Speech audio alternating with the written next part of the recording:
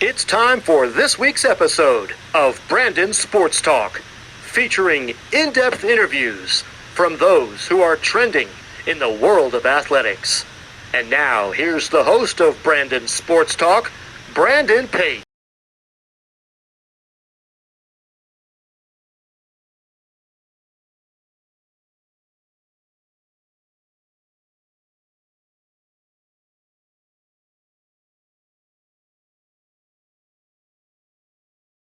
Welcome back to Brandon Sports Talk. In today's episode, I have the privilege to interview the USA Paralympian dress equestrian, Sydney Collier. How are you doing today? Great. How are you doing? I'm doing good. Can you talk about how you knew that you wanted to get into the sport of equestrian?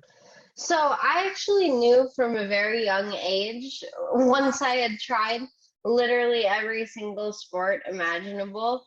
As a kid, I was always kind of the the kid out on the soccer field picking dandelions. Nothing ever really clicked.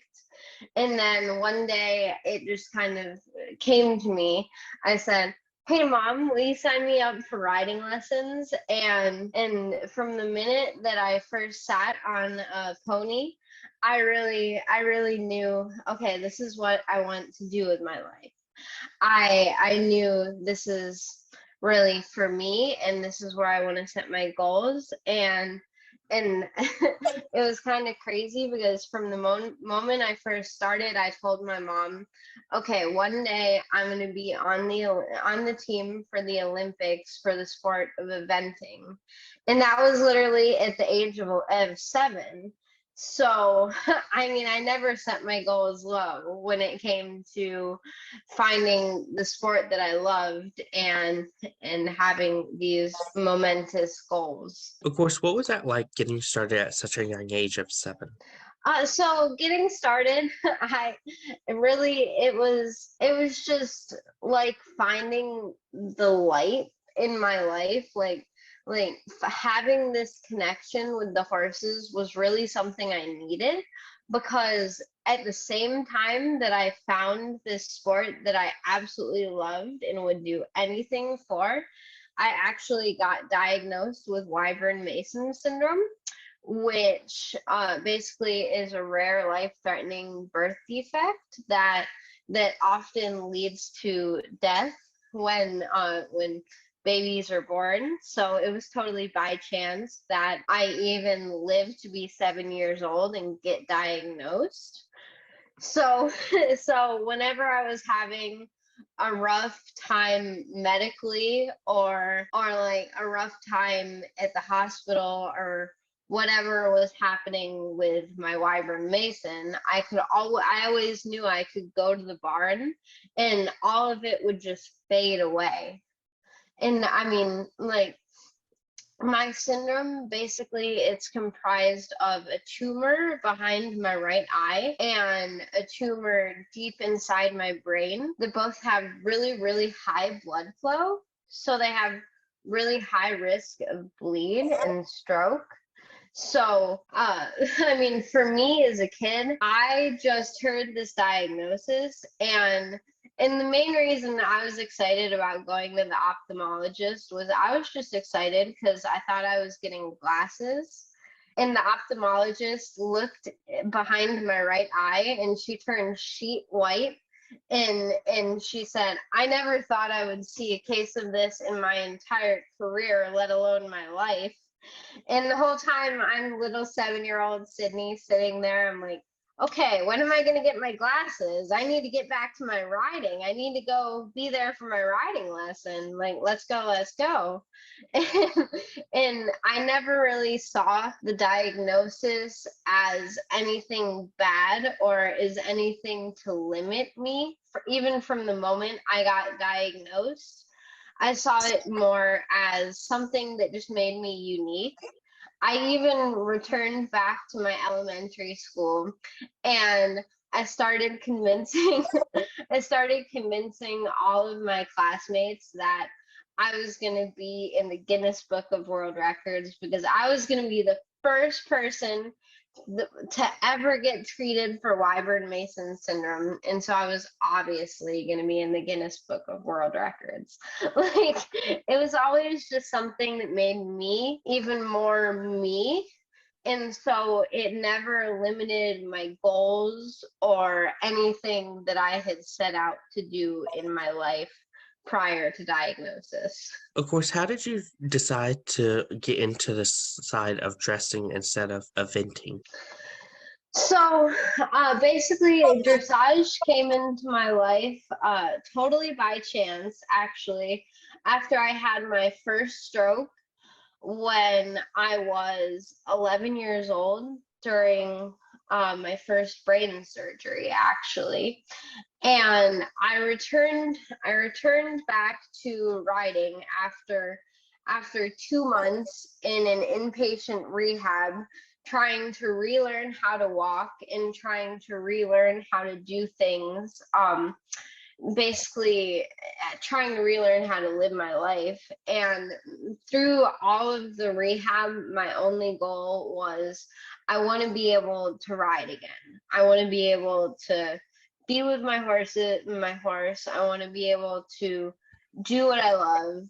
I want to, like, if nothing else works in my life, I just want to make sure I can ride again.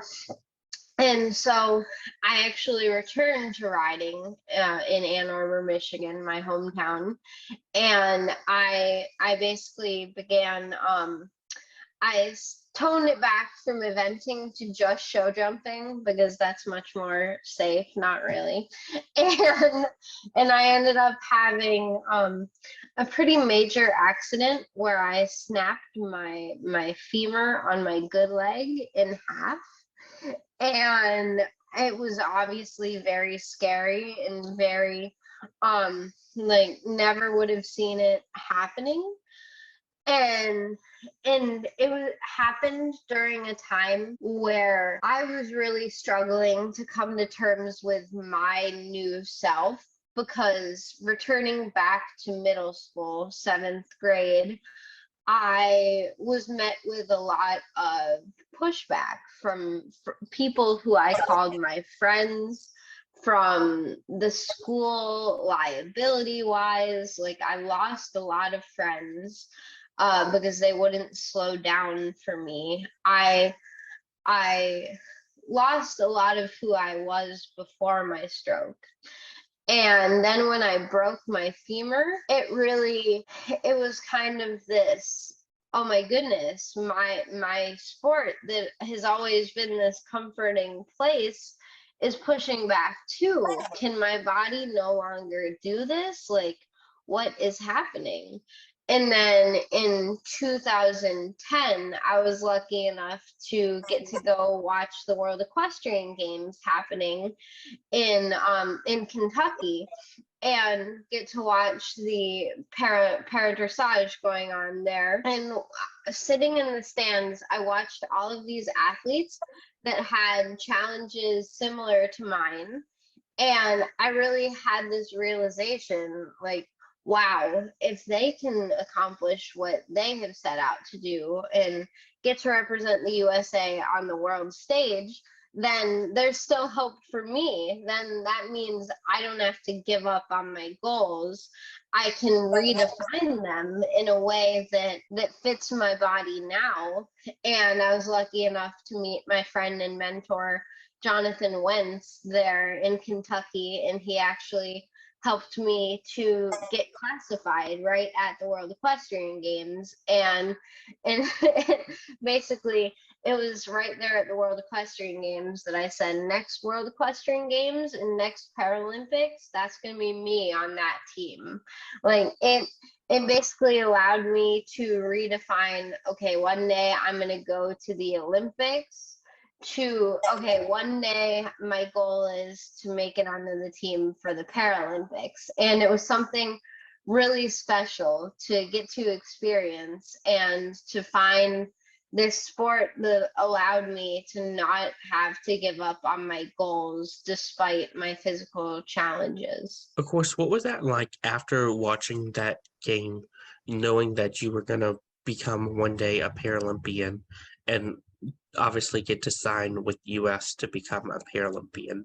So for me, I mean, obviously I didn't know the future then, but for me, it was just so impactful getting to watch these athletes and to actually meet them and talk with them, because I saw a lot of myself in them. I saw their partnership with their horses, despite all of the challenges that life had placed in front of them. And I saw just a world of possibilities for myself. I just knew, okay, no matter what happens, I'm going to keep pushing forward towards my goal, because no matter what, I want to make it happen. For me, that was just something almost beyond words, because it was the moment where the old me like matched the new me, like the essence of everything. And it was just exactly what I needed in that moment to not lose all hope, as society was basically telling me, you're different, you're less than. And I saw these athletes and it clicked to me, okay, I'm different, but I'm not less than. I can still keep pushing towards my goals, and I can still represent the USA on this world stage. It was something just almost beyond words to get to experience at such a young age.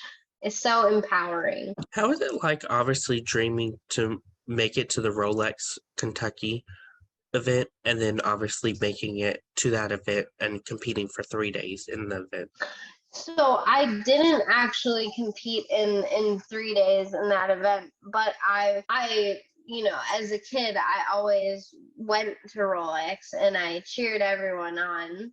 And then actually in 2011, I got to do a demo ride with my dear friend and mentor Jonathan Wentz at North Americans that year, in hopes of getting para-dressage included in North American Junior Young Rider Championships.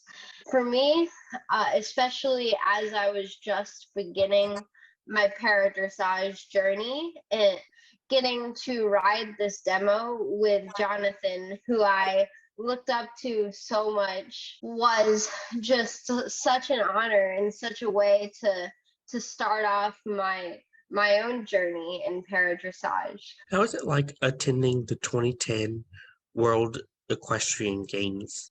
So to get to earn my spot at the 2010 World Equestrian Games in France, oh my goodness, that was just beyond an honor. To be able to get there, I had quite a winding road. Basically, leading up to it, I had been competing with my own horse Wentworth, and he basically had an injury, and I represented the USA at the 2014 World Equestrian Games in France, and getting to do that, I had quite a winding road to get there, because my own horse Wentworth, well, he had a big injury leading up to the biggest qualifying competitions. So I had to find a way to continue pushing forward. And I was very lucky to be able to borrow a horse in New York and named Copley, and a horse in Texas named Willie Wesley. Basically, so leading up to the 2014 World Equestrian Games, I was traveling back and forth from New York to Texas to ride both of these horses in hopes of qualifying both of them to earn my spot. It went right up to the wire, because these were both borrowed horses, as I was trying to earn my spot on the biggest stage I had ever ridden on. In the end, the horse from Texas was selected because he was older, more seasoned, and we had earned very good scores together. So I actually ended up competing Willie Wesley at the World Equestrian Games with altogether about 2 months total training on him. For me to be there at the World Equestrian Games at just the age of 16, it was it was really where I first experienced the 5-star stage and really what it takes to succeed at a 5-star event, even on a borrowed horse. And for me to get to experience that so young was really breathtaking, and to get to ride amongst such talented teammates there was really a once in a lifetime experience. Of course, during that process, what was going through your head when you had to borrow 2 horses due to your own horse having an injury? So as we were going through the lead up and everything, obviously I'm always thinking of my own horse because I want him to feel better, I want him to get better, but I'm never gonna push my own horse to where he's not well enough to compete, because obviously you can't do that. And really for me, the main thing was I just want to do the 2 borrowed horses justice. Like, what an honor that two owners of these horses would lend me them in hopes of qualifying and competing them at the World Equestrian Games. So really it was all about, for me, forming this partnership on the fly, which is a unique opportunity for any rider, and especially at such a young age. It really made me have to think on my feet and be ready for any sort of situation, which makes it all the more exciting nowadays when I hopefully in the future get to do it with a horse that I had a partnership with for a long time. How was it like preparing and competing for the Ustf Equestrian National Championship? So our national championships go in conjunction with our selection trials, and in 2016, Rosie, the horse I was competing with to earn my spot on the team for the team in Rio, and I actually won the USDF national championship together. And man, what like the amount of time it takes to really work together with your horse and be ready to earn that title, that's what it's all about. And to compete against such talented athletes here in the USA, that I mean is the dream, to be amongst such talented competitors and really my friends, and to come out on top. That what more could any athlete ask for? What was that experience like for you getting to travel to Rio? Oh my goodness, getting to travel to Brazil with Rosie, my trainer at the time, Wes's horse, it was an experience beyond words, because I was finally accomplishing this goal that I had set out for myself at 7. I was accomplishing that goal, and I was showing other kids that had similar goals that no matter what happens, you can accomplish exactly what you're hoping for. And in getting to travel alongside Team USA and getting to experience all of the different sports athletes, like, wow. That's really an experience beyond words that I don't know that I'll fully ever have words to explain. For me, the biggest moments over there were definitely riding down the center line for the first time in Brazil, like the first time that I rode down the center line in a Paralympics with such a talented horse. Like, that was just a feeling beyond measure. Like, it felt so momentous and so big. Like, I was accomplishing this goal that I had had just for so long. And also another thing that had such an impact on me over in Rio was actually getting to stay in the athletes village at the Paralympics, because it was the first time in my life that I had ever experienced basically being part of a majority rather than a minority, because literally pretty much every single person in the athletes village had a disability of some sort, and we all related to one another on that aspect. And for me, that was just something really that I feel like every single person should get to experience within their lifetime. And that's really what I hope to carry on within my life and my advocacy through my schooling, through my speeches, is making the world a more accessible and a more welcoming place for people with disabilities, thanks to the welcoming experience I had at the Paralympics in 2016, because I really do feel like every person deserves that welcoming feeling. And as people with disabilities, we're not always given that in today's society.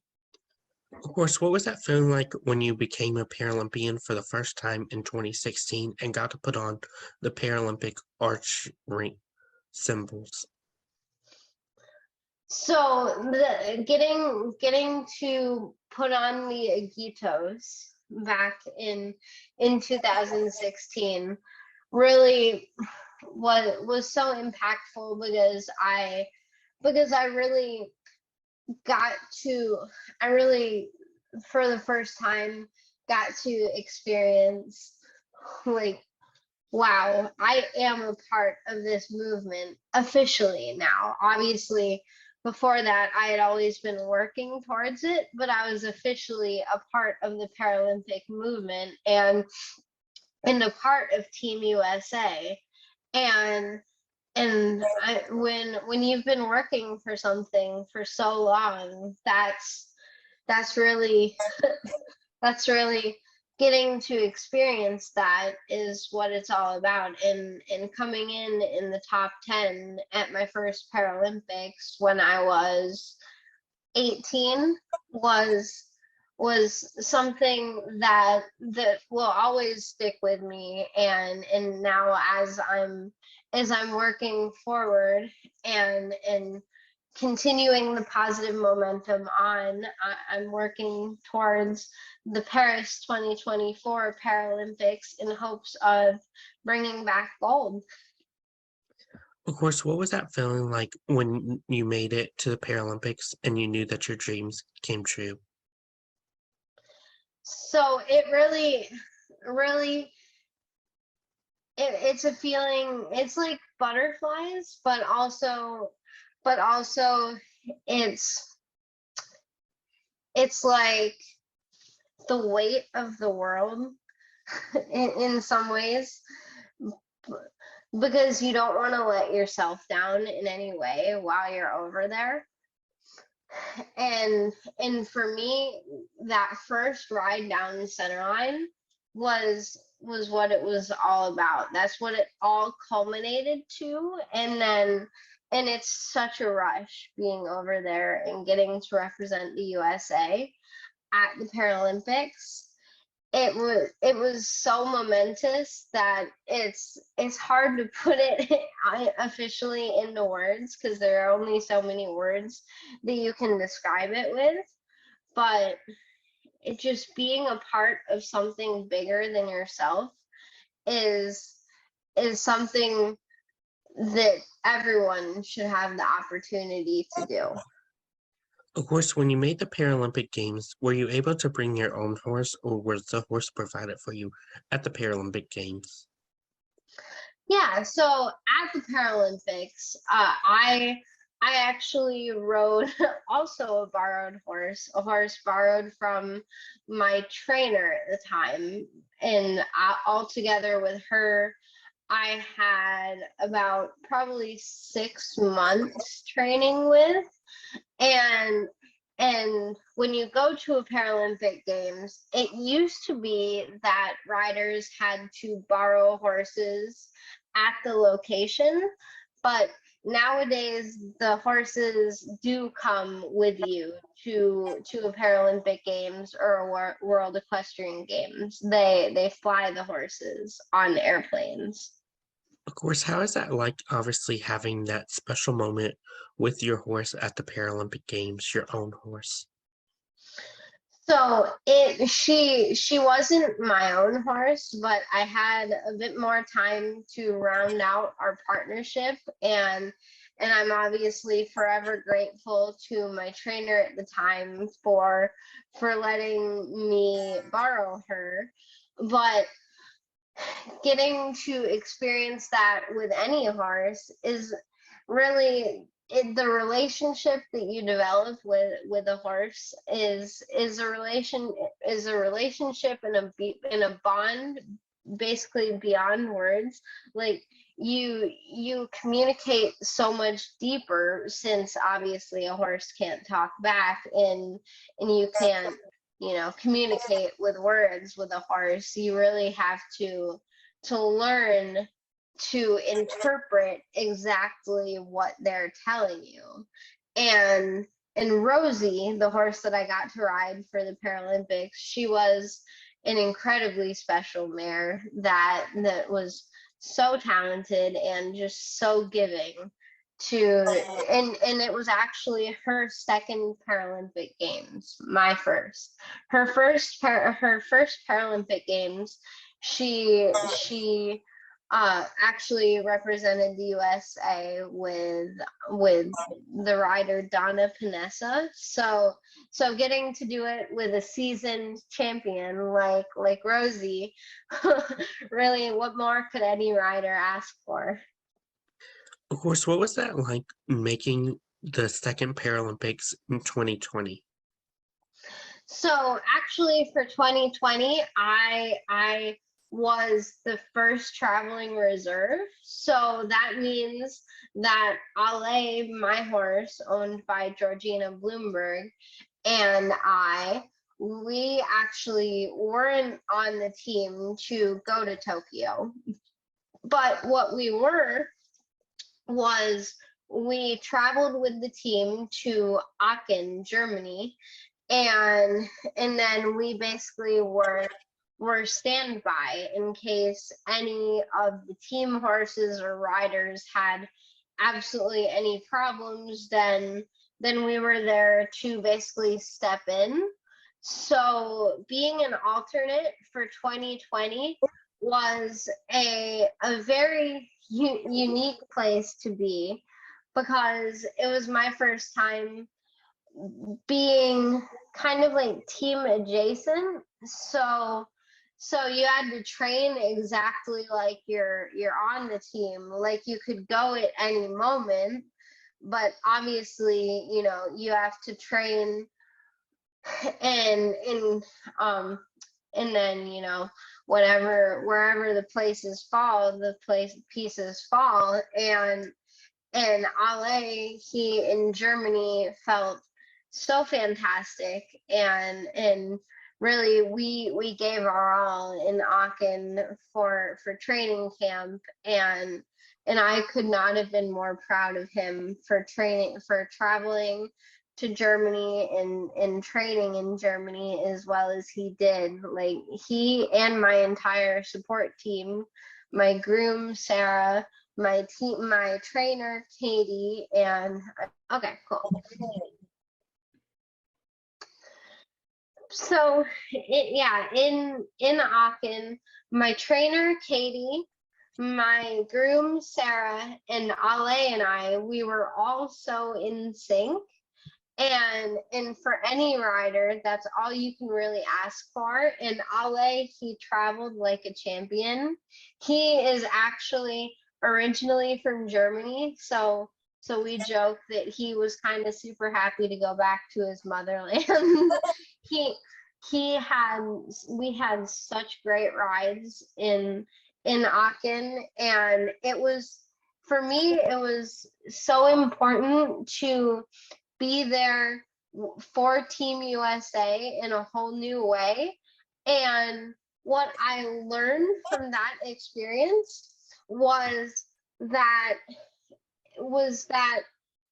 the relationship with your horse is what it's all about. And I mean, obviously I've always known that, but even more so getting to be reserve for 2020 really stressed that aspect even more so to me, and I feel very lucky to have had that opportunity to be the first traveling reserve for Tokyo 2020. How is it like, obviously, getting to compete against teams like Canada and different teams around the country? So getting to compete against different countries' teams, that's really where the competitive spirit of our sport lies. And here in the USA, when we have competitions, oftentimes Canada will be there, and sometimes Mexico, and even Brazil, a lot of the North American and South American countries, and in Mexico too. and so, and then when you step into the 5-star ring, you're competing against European countries. You're competing against any country that you could imagine that can field a team for the 5-star competitions. And I would say that's what lights the competitive fire under us the most, is that opportunity to compete against other nations' riders, because the quality of horse and the quality of ride is constantly evolving thanks to that competitive spirit. How does it feel to have Paralympian behind your last name? So getting to earn that title is something that I've worked my entire life to do, and I really hope to bring back medals at the next Paralympics. That's the whole goal, and getting to do it alongside such talented riders here in the USA, and in such talented teammates on Team USA's Paralympic team in general, that camaraderie is something that's even difficult to put into words. Of course, what is that feeling like, having the Paralympic symbol on your chest? So I don't have the Paralympic symbol on my chest. I actually have the Paralympic symbol on my hand. And for me, that I have Jonathan Rides On tattooed on my hand. And for me, it's not only the Paralympic symbol, but those 3 words that make every single ride more meaningful. Because my friend and mentor Jonathan Wentz, he passed away in 2012 after representing the USA in Paris in 2012. And so after he passed away, I made it my mission to basically every single ride have him riding right there with me, and carry on our goals of growing the youth representation within the sport of para-dressage through my journey, and really like doing his memory justice through what I'm doing, and really just having him right there with me. and having it tattooed on my hand is a great reminder every day of why I'm pushing so hard to accomplish my goals, not only for me, but for Jonathan's memory. Of course, what does it mean to be a equestrian athlete? To be an equestrian athlete is really it's a partnership, because you're not only there representing yourself, but you're there representing your horse, and you're there working right alongside your horse. You're there working together, and not every day of training is pretty or beautiful. It's not all sunshine and roses and rainbows. It's a lot of hard work and a lot of working to perfect that communication while not being able to talk to one another. And that partnership is really what keeps me pushing every day, and not focusing on, I guess, what a lot of people would consider negatives or drawbacks of my physical situation. Getting to have that partnership with the horse, just it keeps me smiling every single day, and it keeps you on your toes, that's for sure, because you never know what the next day is going to bring. And I think that's very similar to my disability and my Wyburn-Mason syndrome in general. Is you never really know what the next day is going to hold. You never really know if I'm going to have a stroke, if I'm going to wake up and be able to see less. You never really know. And I think that's just what allows me to see the beauty in every single day, because I know, our days are limited, and I just have this appreciation for it, thanks to the animals and the partnerships in my life. Of course, what were some of your favorite memories or moments at the Paralympic Games? So at the Paralympic Games, definitely my favorite moments were at the Paralympic Village.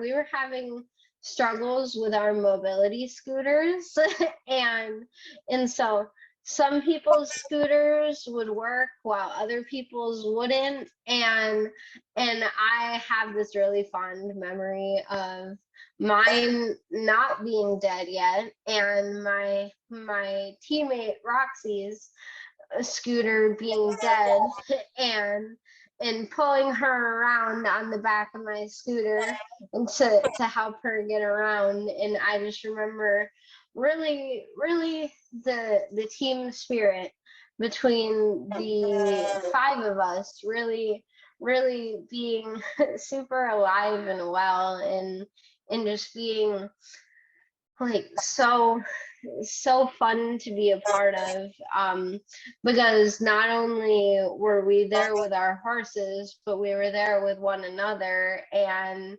that's what was just so neat, was to get to do that with them. Who are some of the people that you look up to in the sport of equestrian? So obviously Jonathan, I look up a lot to Jonathan, because he was accomplishing his goals at such a young age, just as I had always dreamed of doing. And I also really look up to all of my fellow teammates here in the USA.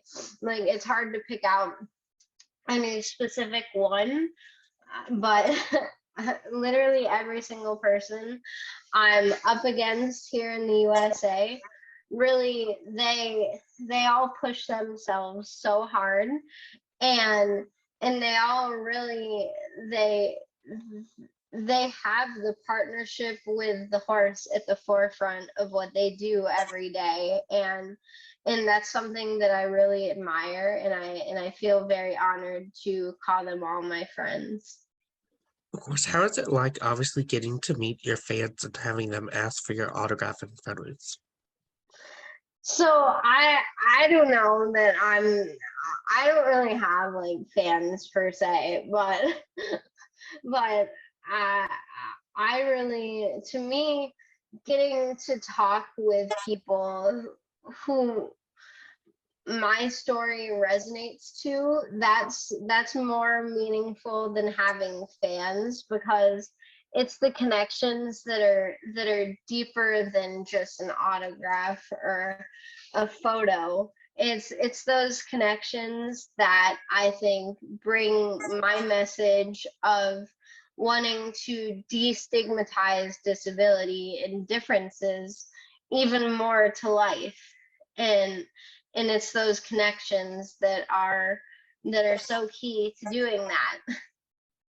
What are some of your future plans in the sport of equestrian on the Paralympic level? So my future plans are to continue training all throughout this summer, and then compete this winter, and hopefully head over to Europe this coming summer and hit some qualifying competitions over there in hopes of earning my spot to represent the USA at the Paris 2024 Paralympics, because the ultimate goal is to help Team USA win gold over in Paris. What is that feeling gonna feel like, obviously, when you do make the team to go to Paris? What is that feeling gonna feel like, going to Paris and competing in Paris, such a magical city? So I have to make the team first, obviously. Like I try not to really think of those feelings until it happens, because you never really know what's going to happen along the way, especially with horses. And I know in the past when I've made a team, it's really just felt like this elated feeling. And so I have no doubts that if I were to make the team for Paris 2024, I would feel that same elated feeling. But obviously there's a lot of things that have to happen in order to make the team for Paris, and I'm going to keep working my hardest to make that happen. I mean, I train 5 days a week, and I work out 4 days a week. So we're working our hardest to make that happen, and that's all you really can do. What advice would you give those people looking to get into the para side of equestrian? So the advice that I would give to someone looking to get started is to talk with other athletes, and to get advice from athletes who have been there, to really, like, to not think of it as, okay, I'm just gonna buy a horse and it's gonna all happen right away. I know for me, it has taken a lot of almost like stepping stones and a lot of learning. I would say take your time and don't get discouraged, and really, like, take the steps that are right for you. Of course, where can my listeners find you at on social media? So on social media, I actually do mainly Instagram, and my Instagram is at Sid's Paraquest, at SYDS PARAQUEST. Thank you again, Sydney Collier, for your interview, and best of luck in your future in the sport of equestrian. Thank you so much for having me, Brandon. It was so great to talk with you. Thank you. You can find Brandon Sports Talk on Facebook at Brandon Sports Talk, Instagram at Brandon Sports Talk, Twitter at Talk_Brandon, and you can find me on YouTube at Brandon Sports Talk. Don't forget to like, comment, and subscribe. Thank you again, Sydney Collier, for your interview, and best of luck in your future. Thank you. You've been watching Brandon Sports Talk. Please feel free to like, share, and subscribe to Brandon Sports Talk on social media and on YouTube.